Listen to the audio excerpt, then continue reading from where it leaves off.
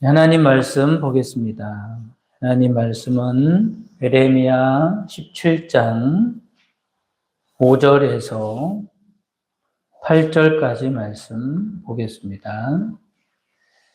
에레미야 17장 5절에서 8절까지 말씀.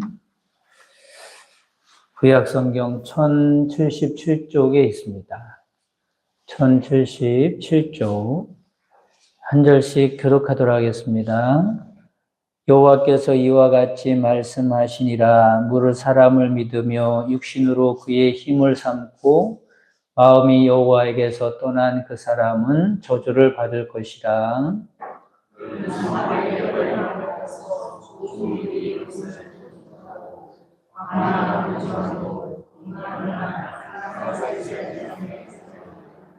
그러나 무릇 여호와를 의지하며 여호와를 의뢰하는 그 사람은 복을 받을 것이라.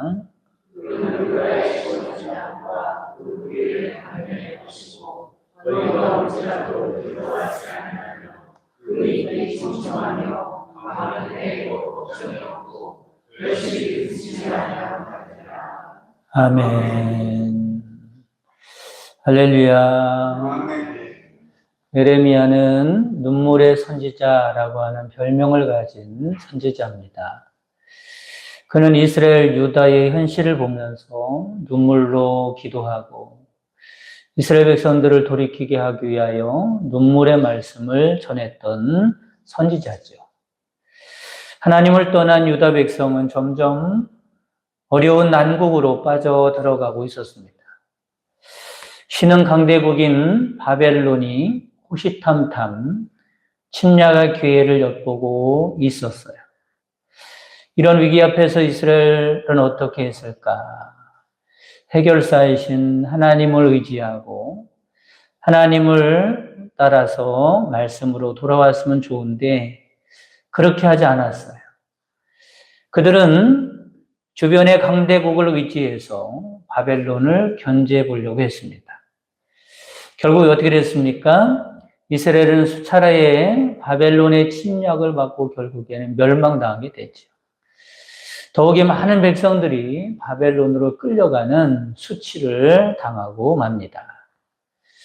에레미야는 그들의 어리석음을 지적하면서 정말로 이런 위기와 문제를 극복하는 방법이 무엇인가라고 하는 것을 가르쳐 주고 있습니다. 물론 이스라엘 백성들은 이 에레미야의 말씀을 듣지 않았기 때문에 결국 멸망당하게 되었지만 우리는 오늘 말씀을 보면서 이스라엘의 반면 교사를 삼아서 하나님이 원하시는 사람이 누군가라고 하는 것을 깨닫고 여러분들이 바로 하나님이 원하시는 사람이 되기를 간절히 바랍니다.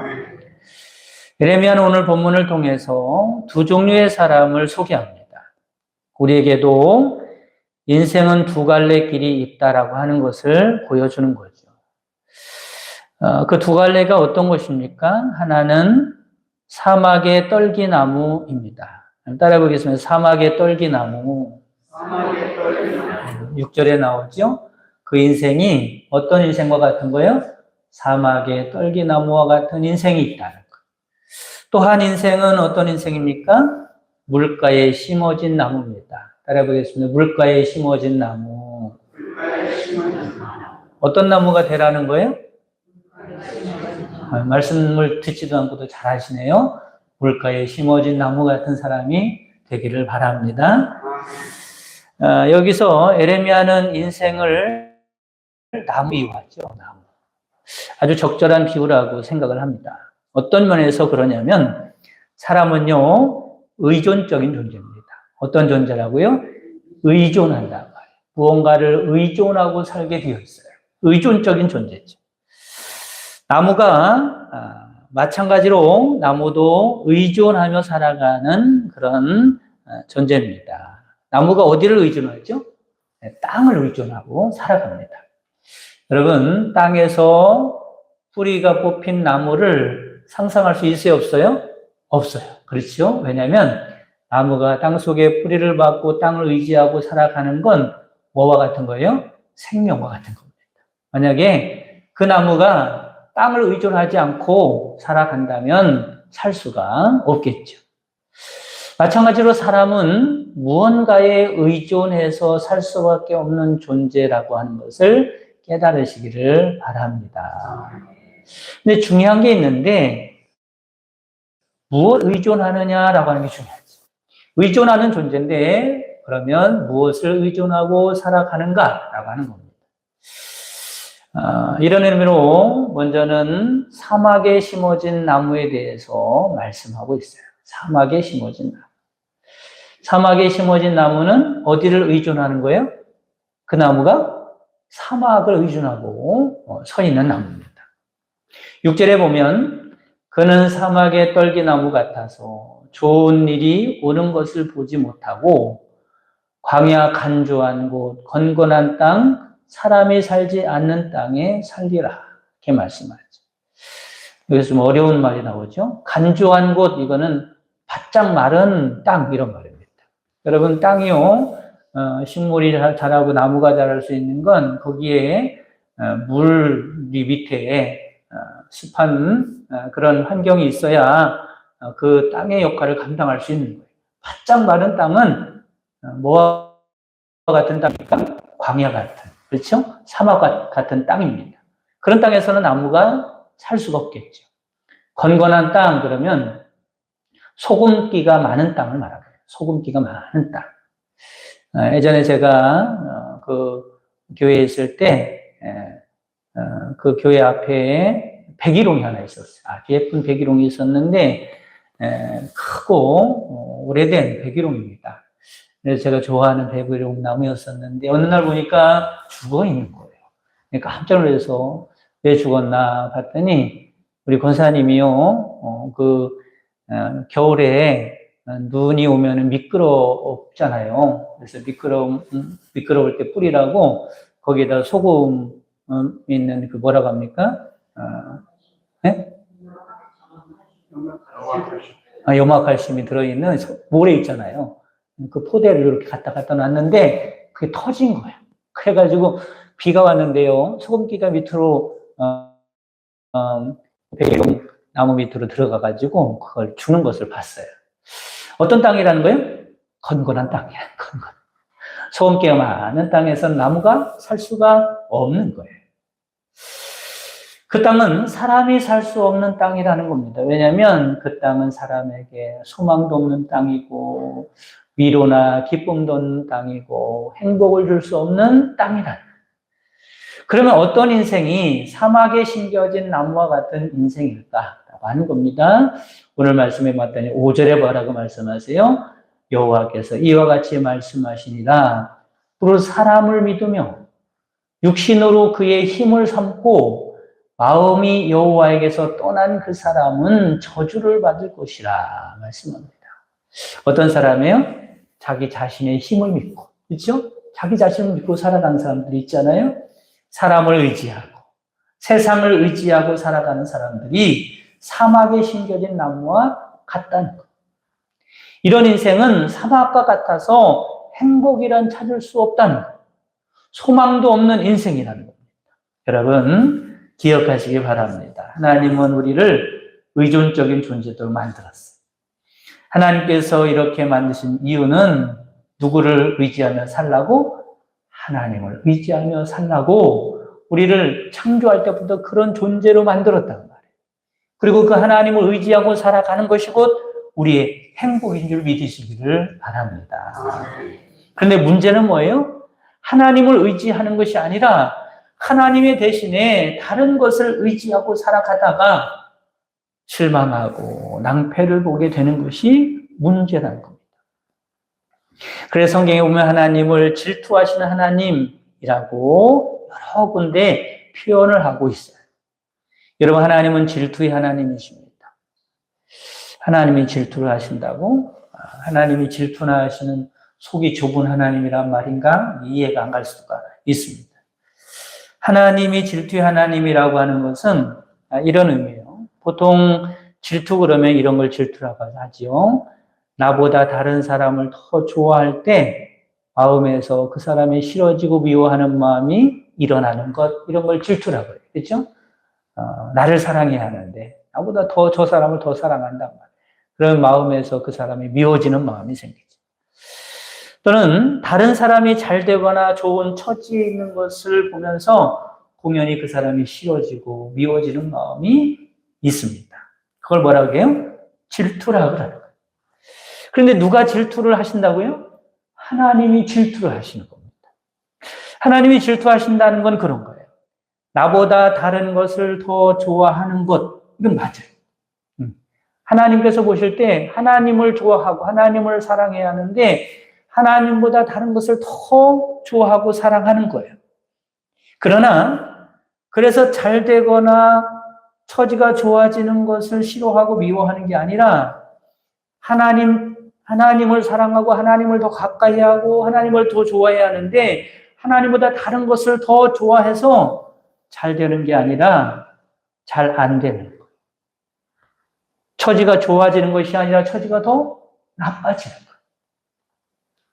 그래서 하나님을 떠나서 간조하고 건건한 땅인 세상을 의지하고 살아가면 하나님께서 주시는 복을 받지 못하고 어떻게 살아가요? 고통 가운데 불안하게 살 수밖에 없기 때문에 하나님이 어때요? 싫어하시죠. 하나님이 좋아하지 않으십니다. 그걸 보고 뭐라고 그러는 거냐면 하나님의 질투라고 말씀하고 있는 겁니다. 왜 그래요? 우리를 사랑하기 때문에. 네가 나한테 오면은 네가 참 행복할 텐데, 네가 참 좋을 텐데, 네가 참 복될 텐데 나를 의지하지 아니하고 나를 사랑하지 아니하고 나를 가까이 하지 않고 나를 떠나서 다른 것을 더 좋아하고 사랑하다 보니 네가 인생이 피폐해지고 인생이 불행해지고 인생 가운데 어려움을 만나게 되고 이런 것에 대해서 하나님이 싫어하는 마음. 여러분, 하나님은 우리를 질투하시는 하나님이신 줄 믿으시기를 바랍니다. 왜 그래요? 우리를 사랑하시기 때문에 그렇다라고 하는 거죠. 다음은 어떤 나무입니까? 물가에 심어진 나무입니다. 물가에 심어진 나무는 누구를 의지하는 인생을 말하겠어요? 하나님을 의지하는 인생을 말하는 것입니다. 여러분, 하나님을 의지하고 살아가는 물가에 심은 나무와 같은 여러분 되시기를 간절히 바랍니다. 하나님을 의지하고 살아가는 것이 얼마나 중요한지 성경에서는 여러 군데 강조하고 있죠. 시편 146편 3절에서 5절 말씀면 귀인들을 의지하지 말며 도울 힘이 없는 인생도 의지하지 말지니 그의 호흡이 끊어지면 흙으로 돌아가서 그날에 그의 생각이 소멸하리로다. 야곱의 하나님을 자기의 도움으로 삼으며 여호와 자기 하나님에게 자기의 소망을 두는 자는 복이 있도다. 할렐루야. 신명기 7장 9절에도 이렇게 말씀하죠. 오직 내 하나님 여호와는 하나님이시요 신실하신 하나님이시라. 그를 사랑하고 그의 계명을 지키는 자에게는 천대까지 그의 언약을 이행하시며 인애를 베푸신다고 말씀을 하고 있습니다. 왜 이렇게 강조를 하고 또 강조를 하는 것일까? 사람들은 눈에 보이는 것이요 하나님이 보이는 게 아니라 뭐가 보여요? 세상의 것만 보인단 말이에요. 그래서 자칫하면 하나님보다는 세상을 의지하며 살기가 너무나 쉽습니다. 하나님은 보이지 않기 때문에 잊어버리고 살아가요. 세상은 당장 눈에 보이는 것이기 때문에 의지하기가 쉽습니다. 너희들 그렇게 살아가면 복된 인생이 될 수 없다. 낭패와 실망을 당할 수밖에 없다고 말씀을 하고 있는 것입니다. 그런데 하나님을 의지하는 것도 정도가 있다는 것을 여러분 깨달으시기를 바랍니다. 하나님을 의지한다고 해서 똑같이 의지하는 게 아니죠. 그렇죠? 어떤 사람은 더 의지하는 사람이 있고 어떤 사람은 그냥 설렁설렁 바람이 조금만 불어도 떨어질 만큼 그렇게 설렁설렁 의지하는 사람이 있는 거예요. 함께 신앙생활을 해도 그 신앙의 정도가 차이가 있지 않습니다. 우리는 하나님을 의지하되 철저히 의지할 수 있는 믿음의 사람이 되어야 할 줄 믿으시기를 바랍니다. 8절에 이렇게 말씀하죠. 그 뿌리를 강변에 뻗치고 말씀합니다. 물가에 심기되 그 뿌리를 깊이 내리는 나무가 되어야 한다는 겁니다. 그래야 더위와 가뭄을 능히 이길 수 있는 거예요. 인생의 불안과 어려움 가운데서도 능히 이길 수 있는 것은 우리의 신앙의 뿌리가 깊이 내려져 있을 때 가능한 것입니다. 하나님을 의지하되 철저히 하나님을 의지하고 살아가는 여러분 되시기를 간절히 바랍니다. 나무에게 깊은 뿌리가 얼마나 중요한지 교훈하는 우화가 하나 있더라고요. 들어보시기 바랍니다. 나무가 두 그루가 있었어요. 비바람이 붑니다. 그러자 두 나무는 모두 흔들리게 되고 휘청거리게 됩니다. 그래서 그 중에 한 나무가 이렇게 생각하지. 비바람이 부니까 서 있기가 너무나 힘들구나. 그러니 더 큰 바람이 불면은 어떻게 하느냐. 이 큰 바람을 이겨내기 위해서 나의 체구를 크게 늘려야겠다. 그러면서 그 나무는 가지를 열심히 뻗쳐나가는 거예요. 자기의 몸집을 키우는 겁니다. 그런데 옆에 있는 나무는 이상하게도 자기의 몸을 불릴 그런 생각을 하지 않는 겁니다. 그래도 어느 날 정말로 거센 강풍이 불어닥쳤죠. 여러 개 됐을 것 같아요. 몸집을 키운 나무는 예상과 달리 오히려 몸이 커서 더 많은 바람을 맞았고 결국에는 강풍에 쓰러지고 말았다는 거예요. 그런데 옆에 있는 몸집이 작은 나무는 끄떡이 없는 거예요. 그래서 쓰러진 큰 나무가 작은 나무에게 물어봅니다. 나는 몸집이 큰데도 강풍에 쓰러지고 말았는데 몸집이 작은 너는 어떻게 쓰러지지 않고 버틸 수가 있었니? 라고 그렇게 물어보자 작은 나무가 이렇게 말했답니다. 네가 가지를 뻗쳐서 몸집을 키울 때 나는 뿌리를 땅속에 더 깊이 내렸거든. 그래서 강풍에도 쓰러지지 않을 수 있었던 거야. 여러분 그렇습니다. 우리도 믿음의 뿌리를 하나님께 깊이 내려야 할 줄 믿으시기를 바랍니다. 뿌리를 깊이 내리는 것은 하나님을 더욱더 굳게, 더 철저하게, 더 밀착된 관계를 맺는 것을 말합니다. 성경은 하나님께 뿌리 내리는 것을 다른 표현으로 이렇게 강조하고 있죠. 개역 한글판에 보면 구약 성경을 읽다 보면 부종이라는 단어가 나옵니다. 부종. 그 말의 뜻은 뭐냐면 붙어서 따라다닌다라는 뜻이에요. 붙어서 따라다닌다. 누굴 붙어 따라다녀요? 하나님을 꼭 붙어서 따라다니는 거예요. 쉽게 말씀을 드리면 지금으로 말하면 껌딱지입니다. 껌딱지. 여러분 하나님의 껌딱지가 되시기 바랍니다. 하나님을 꼭 붙어 따라다니시기 바랍니다. 그만큼 하나님께 밀착된 관계를 유지하라는 거죠. 신명기 30장 20절 말씀에 보면 내 하나님 여호와를 사랑하고 그의 말씀을 청종하며 또 그를 의지하라. 이 의지하라는 말이 부종하라라는 말. 부종하라. 꼭 붙어 따라다녀라.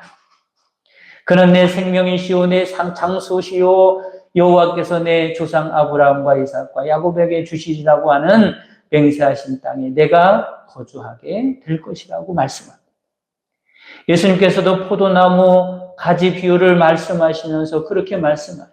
요한복음 15장 5절 말씀하면 나는 포도나무요 너희는 가지니 저가 내 안에 내가 저 안에 있으면 이 사람은 과실을 많이 맺나니 나를 떠나서는 너희가 아무것도 할 수 없습니다. 말씀합니다. 여러분 하나님을 철저하게 의지하고 살아갈 수 있는 믿음의 사람들 되시기를 간절히 바랍니다. 이런 말이 있지요. 뛰는 사람 위에 어떤 사람이 있어요? 나는 사람이 있어요. 그런데 믿음의 눈으로 보면 나는 사람보다 더 빠른 사람이 있어요. 어떤 사람인지 알아요? 나는 사람에게 꼭 붙어있는 사람. 나는 사람에게 꼭 붙어있는 사람. 특별히 우리가 어려울 때일수록 하나님께 더욱더 밀착되고 의지해야 할 줄 믿으시기를 바랍니다. 이런 사람이 믿음이 있는 사람이라고 할 수가 있는 거예요. 그 사람이 믿음이 있는지 없는지는 어려움을 당할 때 보면 아는 겁니다. 여러분 자식들을 키워봤겠지만 자식이요 무섭고 힘들 때는 어떻게 하죠? 엄마 품에 더 깊이 파고드는 거예요. 엄마 무서워. 엄마 힘들어. 그러면서 엄마 품에 더 파고들죠. 얘네는 엄마가 나의 힘이니까. 엄마가 나를 보호해 줍니다. 여러분, 나무가 가뭄이 심할수록 더욱더 뿌리를 깊이 박는 것과 마찬가지. 우리도 그래야 합니다. 어려움을 당하면 당할수록 더욱더 하나님을 철저하게 의지할 수 있는 믿음의 사람들 되시기를 간절히 바랍니다. 어떤 분이요, 종로 5가에 피부약국을 경영했어요. 피부약국. 피부약국이 뭔가 그랬더니 피부를 보호하는 약국, 피부약국. 이분이 피부약을 하나 제조하게 됐습니다. 연구를 했겠죠. 그래서 피부에 좋은 피부약을 하나 조제를 했어요. 그래서 판매를 했는데 약효가 너무 좋은 겁니다. 이 사람 저 사람 입소문이 나가지고 사람이 사가는 것뿐만 아니라 지방에 있는 다른 약국들도요. 사람들이 찾으니까 그 약을 공급해달라고 요청을 하는 거예요. 그래서요, 이 약국 저 약국에 요청하는 대로 다 약을 공급해 주었습니다. 돈을 엄청 벌었어요. 피부약 하나 잘 만들어서 그런 거죠. 근데 문제는 모르고 별 생각 없이 계속해서 전국 작지에 있는 약국에 공급을 해 주었는데 나중에 알고 보니까 그게 불법인 거예요. 조제한 약은요, 환자에게는 팔 수는 있지만 다른 약국에는 팔 수가 없게 되었는데 그 법을 모르고 그 법을 어기게 된 거죠. 불법을 행하게 된 겁니다. 그래서 그 사람이요, 수배가 됐습니다. 도망 다니게 되죠. 그러던 중에 우여곡절 끝에 그 어려움 중에 하나님을 만나게 됩니다. 하나님을 만나고 은혜를 받고 나니까 내가 다시 한번 일어나야겠다라고 하는 그런 의욕이 생기더라고요. 그래서 자수를 했습니다. 해결을 잘 봐서 풀려나긴 했지만 벌금이요 수십억에 달합니다. 어떻게 감당합니까? 다 망했는데 벌금 수십억을 어떻게 내겠어요? 이런 상태에서 기도를 하고 있는데 피부 보호약을 만들던 그 기술로 화장품 회사를 좀 만들어 보면 어떨까? 이런 생각이 드는 거예요. 그래서 그분이요, 화장품 회사를 만들게 되죠. 그리고 이제 열심으로 신앙생활을 하면서 연구를 하고 이 회사를 운영하게 됩니다. 그런데요, 그게 쉽겠습니까? 근데 이분이 신앙생활 하면서 세운 몇 가지 원칙이 있었다 그래요. 어떤 원칙이 있었냐면 내가 매일 기도해야겠다라고 하는 원칙입니다. 새벽 기도 빠지지 않고 기도해야겠다. 주일 성수는 꼭 해야겠다. 11조 해야겠다. 내가 매일매일 말씀을 묵상하기 전에는 삶을 살지 않겠다. 이런 몇 가지 원칙을 정해놓고 그렇게 열심으로 신앙생활을 했다고 해요. 그런데요, 하나님이 그에게 은혜를 주시고 지혜를 주시게 되었습니다. 그게 뭐냐면 화장품 신제품을 개발을 하게 됐는데 큰 히트를 치게 되죠. 이 일 때문에 일시에 남은 벌금도 다 갚게 되고요. 크게 번창하게 됩니다.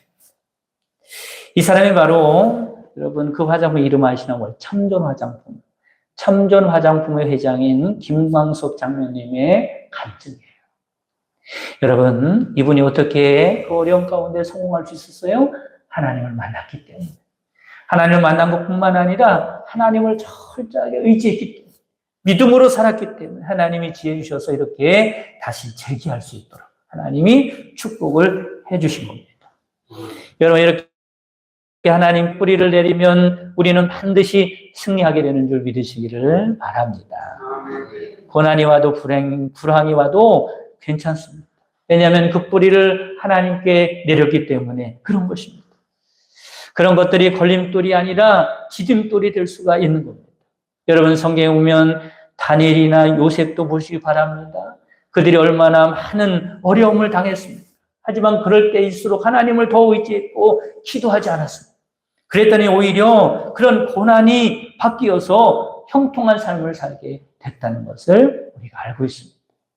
사랑하는 성도 여러분, 인생에는 항상 고난이 있고요. 불황이 있을 수 있는 겁니다. 없는 것이 이상한 거죠. 문제는 그런 게 이상한 것이 아니라 인생의 주관자이신 하나님과의 관계가 문제인 거죠. 우리는 물가에 심기운 나무처럼 항상 하나님께 깊이 뿌리를 내리는 인생이 되어야 할 줄 믿으시기를 간절히 바랍니다. 그럴 때 하나님 불황을 호황으로 만드시는 거예요. 그럴 때 하나님께서 실패를 승리로 만드시는 은혜를 받을 수가 있는 것입니다. 여러분, 우리가 어떻게 전도할 수 있습니까? 우리들이 이런 경험을 통해서 전도자가 되는 거죠. 세상에는 하나님 없이 살아가는 많은 사람들이요, 마치 사막 가운데 살아가듯이 실패하고 어려움을 당하고 메마른 삶을 살아갑니다. 행복 없이 살아갑니다.